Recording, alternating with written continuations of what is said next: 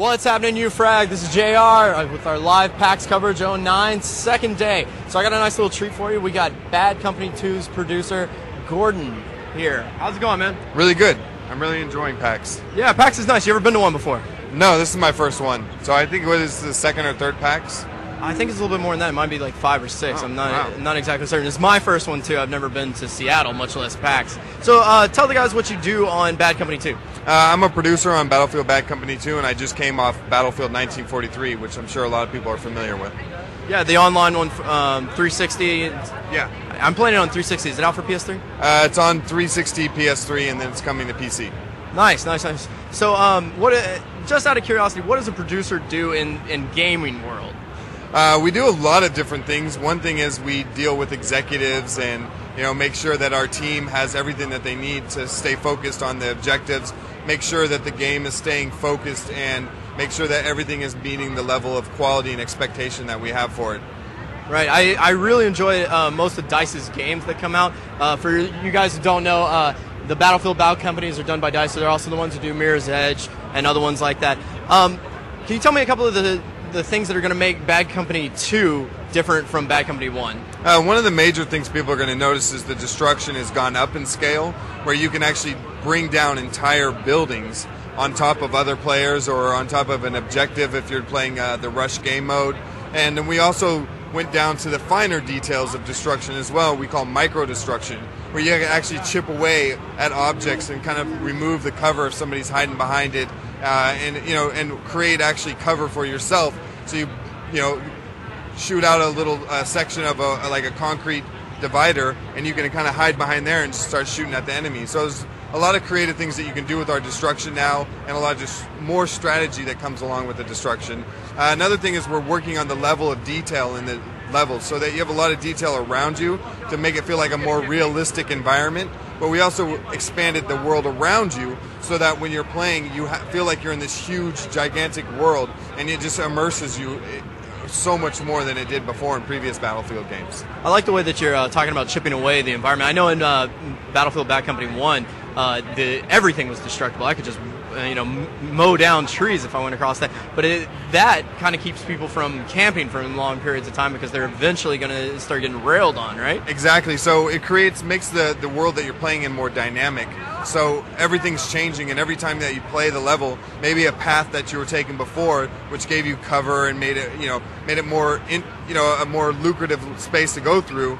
Now somebody might blow up everything that's around that, and you don't have that space anymore. So you have to change. You have to be much more adaptable in your strategies in Battlefield games than in any other first-person shooter games. Right. I got a question from the chat room. They're wondering, is there going to be a PC demo on it? We always try and make sure that there's a demo for PC games. We've always done that in history. I mean, things like that get planned out a little bit later into the stage, but I wouldn't say no. The chat room's also getting a little curious about storyline. Are we still with the same characters as in the first one? That's the plan for right now. But we can't. I'm not allowed to reveal too much on the story of that. We're kind of keeping that close to us and reveal that at a later date. Cool. Are we still going to be able to upgrade weapons? And are there more weapons in this game than the last one? Or are we focusing on those things? There's definitely going to be more weapons, but where we're kind of increasing that is the variety of weapons that each kit can take.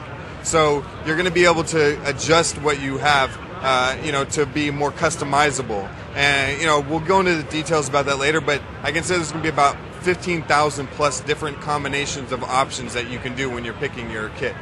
Cool. One of the most fun things about Battlefield is the multiplayer. On multiplayer in this, can you talk more about the different factions? What can you play? You can play medic, you can play engineers and things like that, and how Right. useful they are in multiplayer. So we're really focusing on making squad play more kind of to happen naturally, and those things just come into play. So we've taken it down to 4 primary kits, and that's based on your gadgets more so than it is on your weapons. So you want to pick the kit that has the gadgets that you're best at that can help out your squad. So Assault can throw out ammunition packs. The medic can throw out health packs or revive fallen teammates. And then you have your engineer can repair vehicles. He can he's there to take out vehicles. And then you have the recon guy, and he can throw out the sonar, infantry sonar balls to kind of help you give your guys a snapshot of the environment. different things like that. So they all play together really, really well. The chat room was actually asking, are we going to be able to customize the characters themselves? No, we're not going to. You're not going to customize the actual characters, but we're going to have with the different armies and the different factions. You're going to have different looking kits, but that's about it. And an engineer is going to look different than the recon, and the recon looks different than the assault, and so on. They're also asking about frostbite technology. Is that in this one? Absolutely, absolutely. So if you played Bad Company 1, you could kind of consider that Frostbite 1.0, and then this you could consider Frostbite 1.5, and our Destruction, we're calling it Destruction 2.0. Is there anything besides Destruction in that was improved? Well, just the overall amount of detail that we can bring into the game now. As you build an engine and you use that same engine and you keep making it better and better and better, then our games have the ability to get better and better and better as well. You may have just answered this, but they're asking about the Frostbite technology, what exactly it does. Like it's your engine, right? And what it provides for you. So Frostbite is basically the engine that you work with. So that gives you the ability to have destruction, for instance. It works with the physics engine and all those things in combination. So the Frostbite is that's the architecture. It's like the frame of the house, so to speak. And then, the game is, the walls and the wallpaper or the roofing that you put on. It's more the styling of the engine and its capabilities. That's a good analogy. In Battlefield Bad Company 1, one thing I thought was really interesting, a lot of times you can buy a game, get sucked into the multiplayer, and never see a frame of the single player. But they kind of had you playing through the single player, unlocking things for multiplayer. Is that something they want to do in the sequel? Or expand on that idea? Right. Well, we try to give pros and cons for playing both. Of course, we want you to play single player. We've invested a lot of time into that. But what we want is more for people when they go into single players to feel like they're improving their skill set in both sections. So if you play multiplayer, it's like, let me go and play some single player, and maybe you do better than you did the last time you played that level, and things like that. So we just want it to be kind of a seamless experience, so that that anything that you learn or you get better at or you realize that you can do, you can apply it in both situations. Well, are you guys planning on any DLCs right now? Maybe levels, maybe extra weapons, or? No, we're focusing on the game itself right now.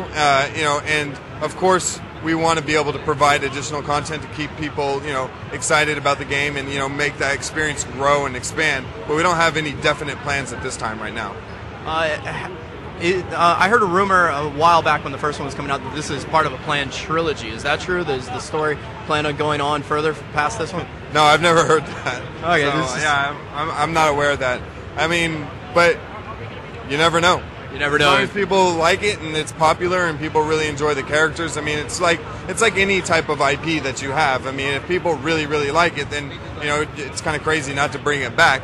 But we also like to try things new as well. So maybe the next game might not have anything to do with them, and maybe we'll bring them back another time. It's about what's right for our consumer, and we're really trying to get better at that and focus on our community as well. I think 1943 showed that a little bit, and maybe some of the guys in your chat room can kind of vouch for that, is that we really tried to communicate and talk with them really closely and kind of bring them into the development cycle as well, because before the game releases, a lot of people get into the game and they know so much is that normal marketing or PR stuff, it just isn't enough details for them. So they want to understand how things work better so that they can kind of formulate a strategy even before they have the game of how they're going to play. And we really like that. I think it's an exciting thing about the development process and where communication's gone with Twitter and things like that. The chat room's asking just a couple of details on maybe some of the maps. They're wondering if it's just going to be snow maps. It's not going to just be snow maps. If they saw the Squad Story 2, that showed a desert terrain. So we're definitely going to have a variety of environments where you fight in. Okay. How many multiplayer maps are going to be on the release? I'm not 100% sure, actually. But we're aiming to have at least as much or more than what we had in Bad Company 1. Do you have any idea how long gameplay would take from start to finish if you just went straight through?